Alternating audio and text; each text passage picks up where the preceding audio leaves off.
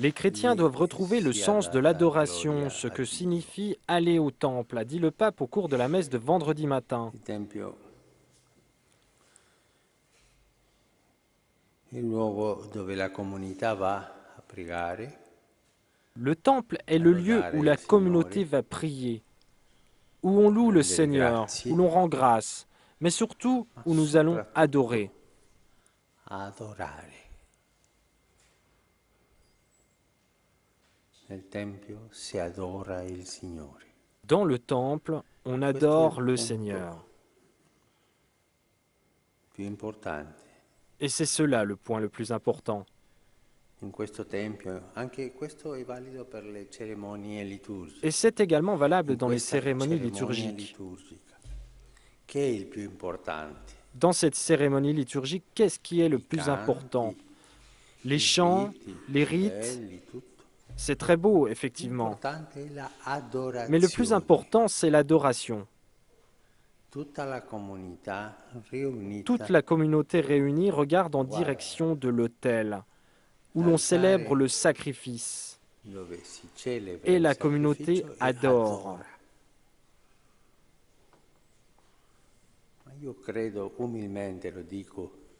Mais je crois, et je le dis humblement, que nous avons, nous, chrétiens, sans doute un peu perdu le sens de l'adoration. Et nous pensons, nous allons au temple, nous nous réunissons comme des frères, c'est bien, c'est beau, mais le cœur est là. Là où est Dieu, adorons Dieu.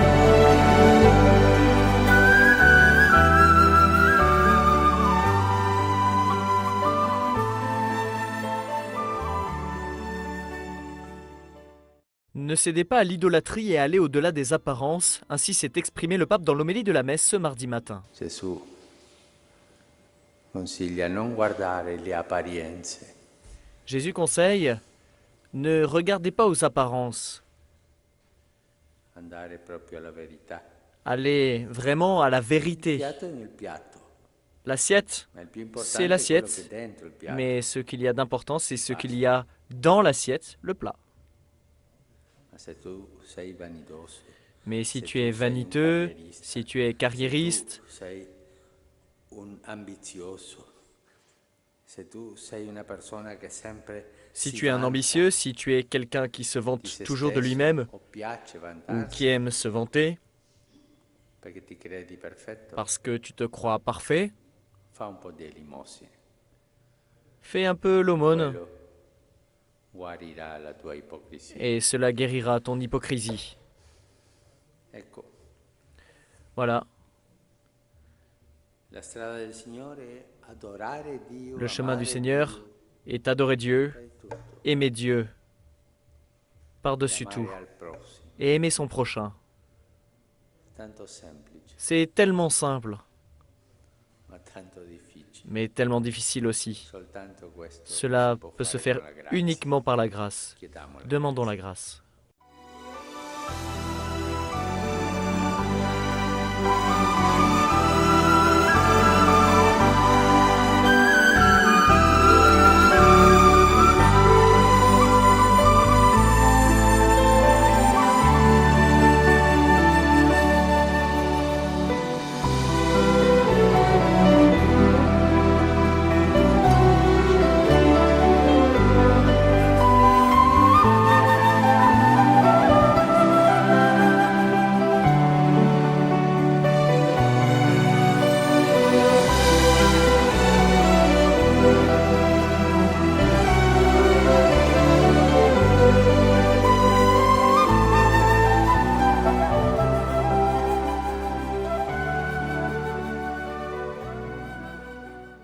Le pape a rappelé à ses confrères jésuites que l'évangile s'annonçait par la douceur. Ainsi l'a-t-il souligné dans son homélie lors de la messe célébrée à l'église du Jésus à Rome, en invitant les fidèles à suivre l'exemple de Saint Pierre Favre, un des premiers compagnons d'Ignace de Loyola, le fondateur de la Compagnie de Jésus, l'ordre religieux duquel provient le pape François.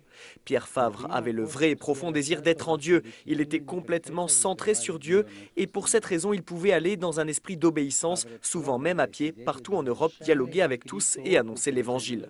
L'Évangile s'annonce avec douceur, avec fraternité, avec amour et non de façon violente.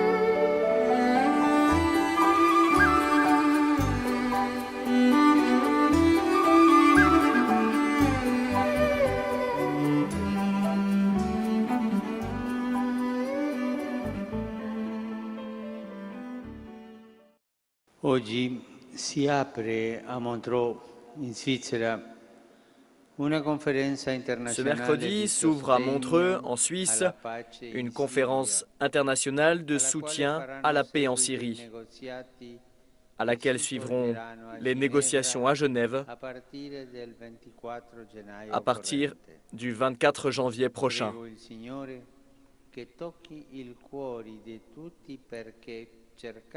Je prie le Seigneur pour qu'il touche les cœurs de tous les participants, pour qu'en cherchant uniquement le plus grand bien du peuple syrien, tant éprouvé, il n'épargne aucun effort pour atteindre dans l'urgence la cessation de la violence et la fin du conflit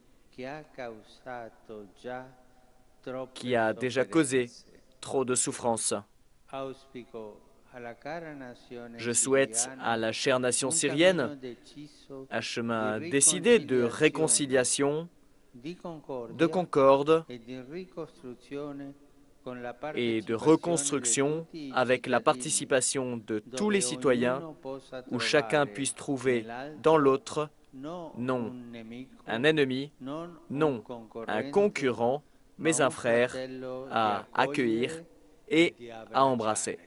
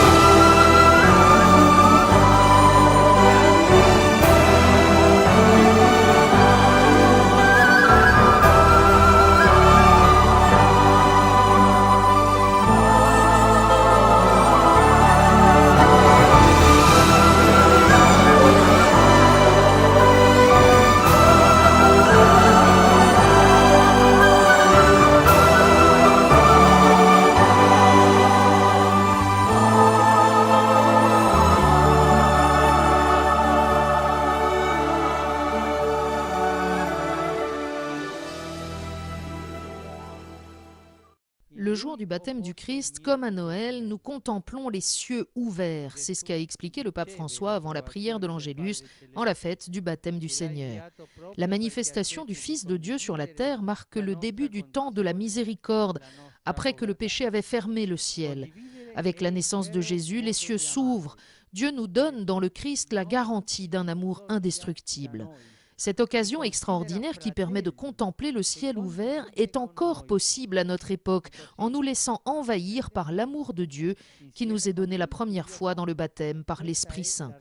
En tournant le regard vers Jésus, a conclu le pape, nous comprenons que partager, c'est la véritable façon d'aimer.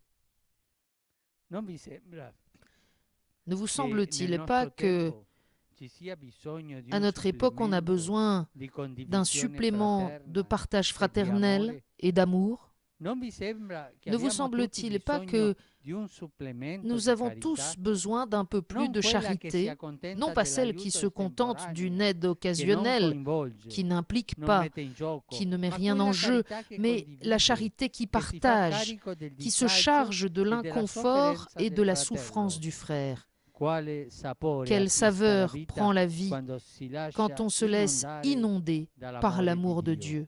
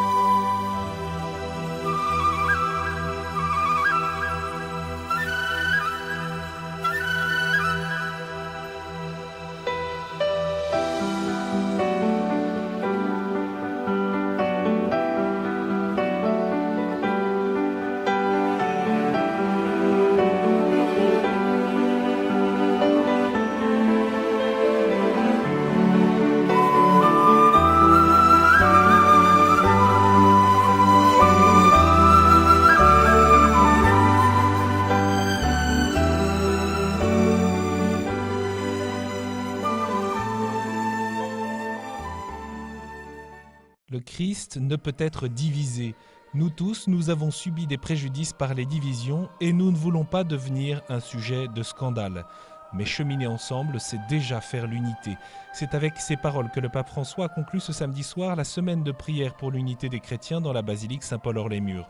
La liturgie des Vêpres, lors de la fête de la conversion de Saint-Paul, s'est ouverte avec la prière du pape, celle du métropolite Gennadios, représentant du patriarche œcuménique, et de l'archevêque anglican David Moxon, au nom de toutes les églises et des communautés ecclésiales présentes, et cela s'est passé devant la tombe de l'apôtre des gentils. Ce soir, le Christ veut nous attirer à lui.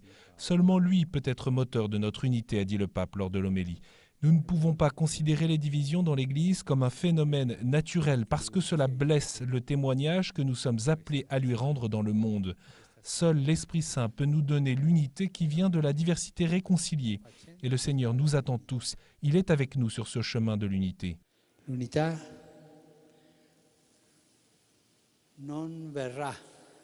ne vient pas comme un miracle à la fin. L'unité vient dans le cheminement. C'est l'Esprit Saint qui l'a fait dans le cheminement. Si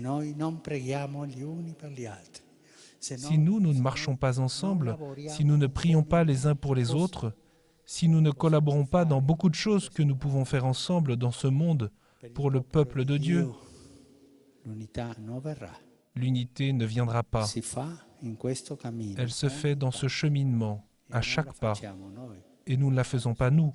C'est l'Esprit Saint qui l'a fait, qui voit notre bonne volonté.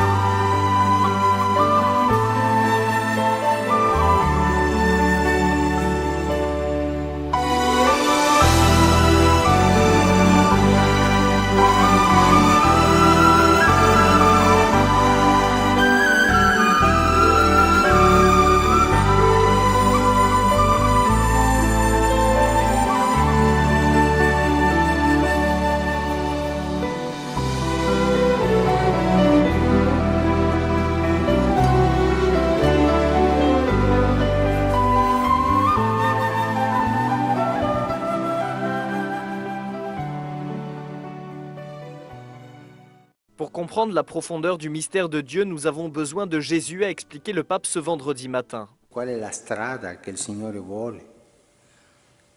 Quel chemin le Seigneur veut-il? Toujours avec cet esprit d'intelligence, pour comprendre les signes des temps.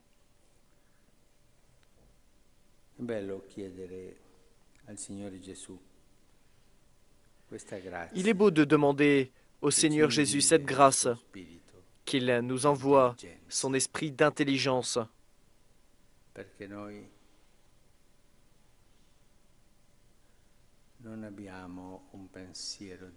Pour que nous n'ayons pas une pensée faible, pour que nous n'ayons pas une pensée uniforme, et pour que nous n'ayons pas une pensée qui suit nos propres goûts,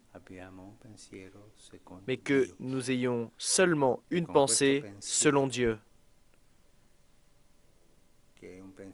Par cette pensée qui est une pensée de l'esprit, du cœur et de l'âme, par cette pensée qui est un don de l'esprit, cherchons la signification des choses et comprenons bien les signes des temps.